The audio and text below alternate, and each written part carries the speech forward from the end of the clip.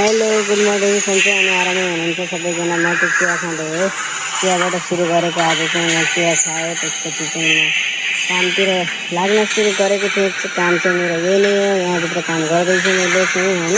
एकछिनपछि चाहिँ म माथि जाने तयारीमा, माथि गएको बेला सबै टाबेलहरू चेक गर्दै आएँ म होइन। पङ्खा पनि अलिक तेज गरेँ, पङ्खा चाहिँ स्लो चलेर मेरो चाहिँ टाबेल चाहिँ सुकेन होइन। सब टाबेल चेक गर्दा गर्दा म चाहिँ थाकिसकेँ यताउति, किनभने चाहिँ मेरो मेसिन बिग्रेको छ, त्यसैले बनाएको छैन सरले, त्यही भएर चाहिँ मैले टाबेल सबै चेक गर्नुपर्छ चाहिँ बिहान चाहिँ होइन।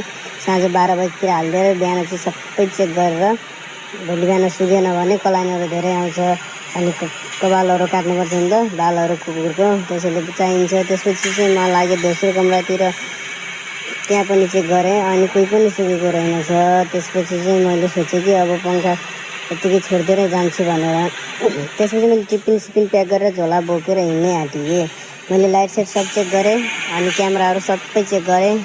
त्यसपछि क्यामेरा चेक गर्न बित्तिकै मैले बाहिरको लाइट पनि जलाएँ, क्यामेरा चालु छ कि नै भनेर हेरेँ। त्यसपछि दोस्रो कोठाको चाबी हेरेँ मैले, छ कि छैन भनेर। किचनको चाबी हेरिसकेपछि म आएर फेरि म चाहिँ त्यो क्यामेरा ढोकासोका लगाएर म चाहिँ फेरि गएँ तल्लोपट्टि चेक गर्दाखेरि चाहिँ गार्बेज चाहिँ हालेको रहेछ। चेक गर्दै जाँदाखेरि गार्बेज पुगेको रहेछ। मैले जल्दी गार्बेज हालेँ अनि त्यसपछि म चाहिँ गार्बेज हालिसकेर म चाहिँ निस्किहालेँ।